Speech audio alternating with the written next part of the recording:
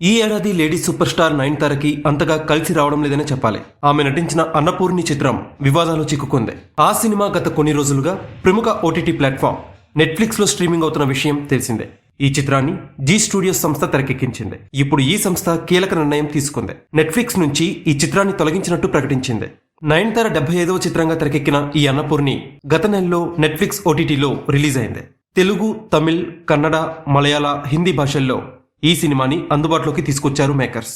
మంచి ఆదరణ లభించింది, కానీ పలు సవాళ్ళని ఎదుర్కొంటోంది. ఇటీవల మాజీ శివసేన నాయకుడు రమేష్ సోలంకి ఈ చిత్రాన్ని హిందూ వ్యతిరేక చిత్రమని విమర్శించారు.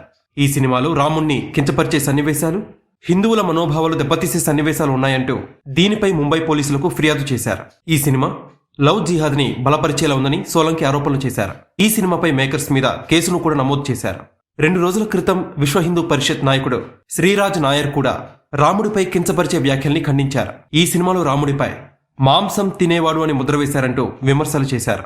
నెట్ఫ్లిక్స్ నుంచి ఈ సినిమాని తక్షణమే తొలగించాలి అని డిమాండ్ చేశారు.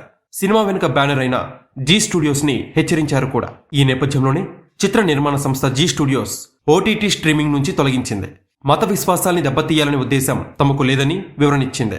తమ సినిమా ఎవరినైనా ఇబ్బంది పెట్టి ఉంటే క్షమాపణలు కోరింది. మరి కొత్త వర్షన్ అన్నపూర్ణి ఎప్పుడు స్ట్రీమింగ్ కాబోతుంది అనే వివరాలపై క్లారిటీ రావాల్సి ఉంది. ఇక ఈ సినిమాని తొలగించడంపై నయనతార ఫ్యాన్స్ ఫైర్ అవుతున్నారు. సినిమాని సినిమాలాగే చూడాలి అంటూ కామెంట్స్ పెడుతున్నారు. వెంటనే మళ్ళీ స్ట్రీమింగ్ కి తీసుకురావాలని డిమాండ్ చేస్తున్నారు.